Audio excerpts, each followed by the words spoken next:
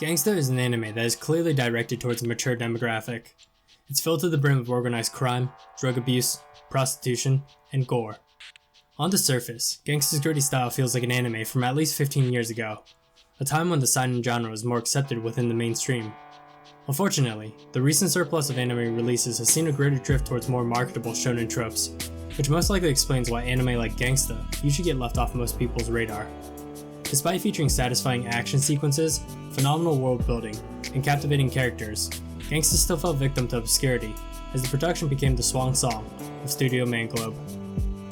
With all that being said, Gangsta is still a breath of fresh air for those tired of rainbows and butterflies, as it provides plenty of gritty moments, while tackling mature themes in its narrative.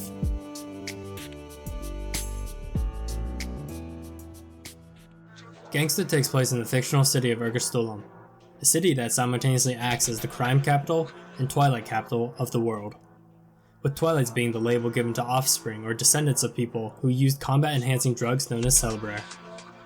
Due to their predecessors' abuse of Celebrair, all Twilights possess superhuman abilities in combat and are often enlisted as mercenaries for differing factions. However, Twilights are typically afflicted with physical and mental disorders known as a compensation, due to the hereditary side effects of Celebrair abuse.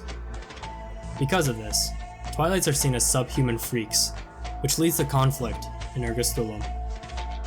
Prior to the events of the show, a period of unrest culminated into anti-Twilight protests, followed by bloody rebellions and Twilight witch hunts within the city.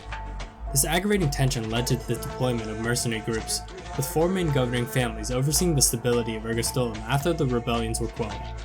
Today, 3 mafia families and a Twilight mercenary guild are known as the Four Fathers, and maintain order in Ergastulum with an ecosystem that balances normals, Twilights, police, and mafia in tandem. However, this balance is in jeopardy again, as emerging factions seek to disrupt the natural order in the pursuit of power.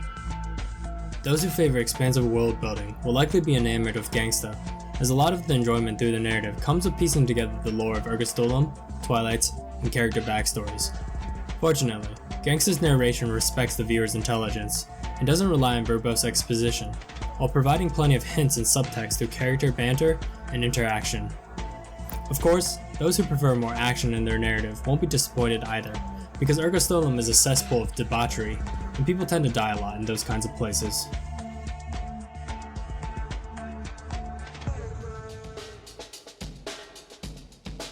Gangsta features the duo of Nicholas and Warwick, also known as the Handymen, a neutral party within Ergastulum that act as freelance gangsters for various organizations. As a duo, Nicholas and Warwick exhibit phenomenal chemistry, with the two constantly communicating via nonverbal communication and stern eye contact. On top of this chemistry, the duo engage in a lot of cheeky banter throughout the show, which makes their initial vibe feel like jaded gangsters with a sense of humor. However, there's much more beneath the surface of the duo, and adds a lot of depth to their relationship and characterization.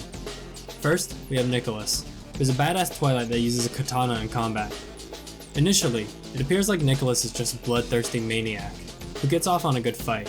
Yet, as the story progresses, we learn that Nicholas thinks quite lowly of himself, as he despairs in a self-destructive fashion that has him acting like an expendable subordinate with a death wish. Naturally, this frame of mind takes its toll on Nicholas's partner Warwick, who, despite being a normal, considers Nicholas as an equal and partner in crime. Every time Nicholas rushes into battle, overdoses on Celebrair, or follows orders like a slave, is a moment where Warwick feels lost and conflicted, despite being a playful, easygoing, and ruthless gangster. And it's this familiar yet alien dynamic between the two men that showcases a lot of nuance with both characters, despite seeming like a bunch of homicidal gangsters on the surface. As for the supporting characters, they do a nice job representing the opposing viewpoints and beliefs of Ergastulum, with some characters being anti-Twilight, pro-Twilight, and neutral, for the sake of the city's stability. And it's this blend of competing factions that really aids in environmental storytelling, while making Ergastulum feel like a depraved, but balanced ecosystem in equilibrium with its diverse factions.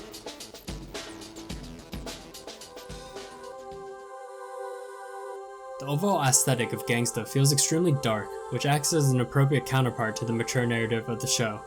During the fast moments, colorful action sequences will likely generate plenty of hype for the viewer, as the blood and gore does a great job highlighting the cutthroat nature of Ergastulum. However, it's the slow moments that does a nice job accentuating the gritty aspects of the narrative, with plenty of rain adding to the bleak nature of Ergastulum, followed by grim depictions of blood and gore, juxtaposed with muted colors in the environment.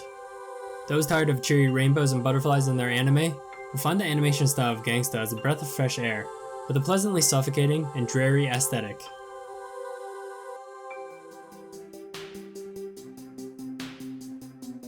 Gangsta is a dark and gritty action-oriented anime that features an interesting power system, followed by excellent world building and subtextual lore.